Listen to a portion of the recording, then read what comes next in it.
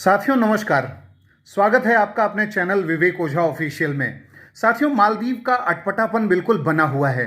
मालदीव की ऐसी सनक बनी हुई है कि वो कुछ ऐसा निर्णय लगातार किए जा रहा है कि अपनी ही इकोनॉमी को डुबो ले रहा है, अपने टूरिज्म को प्रभावित कर रहा है। भारत से पंगा लिया और अपनी इकोनॉमी, अपने टूरिज्म को डुबो दिया। अब उसने इजराइल के संदर्भ में बड़ा फैसला किया है। मालदीव ने इजराइल के यात्रियों को मालदीव की यात्रा करने पर बैन लगा दिया है। मालदीव की कैबिनेट ने यह फैसला किया है और इजराइल के यात्री मालदीव की यात्रा नहीं कर सकेंगे। और इससे भी बड़ी बात यह है कि मालदीव द्वारा इजरायली लोगों पर बैन लगाने के बाद इजराइल में अपने देश के लोगों से अपील की है कि भारत के खूबसूरत द्वीप लक्षद्वीप की यात्रा करें। इजराइल के वरिष्ठ राजनयिक कोबी सोशानी ने कहा है कि इस बैन से इजरायली लोगों को लक्षद्वीप के सुंदर बीचेस का भ्रमण करने का अधिक अवसर मिलेगा। इस बात को पीएम मोदी के लक्षद्वीप टूरिज्म को बढ़ाने के प्रयासों से जोड़कर देखा जा रहा है। 4 जनवरी 2024 को जब मालदीव से कूटनीतिक तनाव बढ़ गया था और मालदीव टूरिज्म के बहिष्कार की बातें जोरों पर थीं, तब पीएम ने देश के नागरिकों से आह्वान किया था कि वे मालदीव के बजाय लक्षद्वीप की यात्रा करें और देश में बाइकॉट मालदीव शुरू हो गया था। पीएम मोदी खुद लक्षद्वीप की यात्रा पर गए थे और अपनी तस्वीरें शेयर की थी, जिसके बाद आइलैंड टूरिज्म को बढ़ावा मिला था। वहीं मालदीव की आदत तब से लेकर अब तक नहीं सुधरी। उसने भारत से तो पंगा लेकर अपनी इकोनॉमी को चौपट किया ही, अब इजरायलियों के साथ ऐसा ही प्रयोग कर रहा है। साथियों, यहाँ एक सवाल उठता है कि मालदीव ऐसा क्यों कर रहा है? तो इसका जवाब है उसकी विचारधारा के कारण, और वो भी खासकर नए राष्ट्रपति मुइजू के नेतृत्व में जो विचारधारा प्रमोट हो रही है।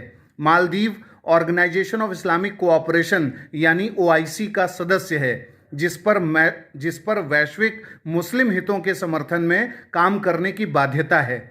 और इजराइल जिस तरीके से फिलिस्तीन, गाजा, रफाह इन सबको निशाना बना रहा है, उसका विरोध कई मुस्लिम देश कर रहे हैं। मालदीव भी अब विरोध वाले देशों में एक्टिवली शामिल हो गया है। इस्लामिक कंट्रीज यहूदियों को इस्लामोफोबिया फैलाने वाला मानती हैं और उनके मन में एंटी सेमिटिज्म यानी यहूदियों के प्रति नफरत का भाव भी देखा गया है। मालदीव इससे अछूता नहीं है। ये वही मालदीव है जिसे कॉमनवेल्थ से उसकी आदतों के चलते सस्पेंड किया गया था और भारत के सहयोग से वो फिर इसका सदस्य बन पाया था।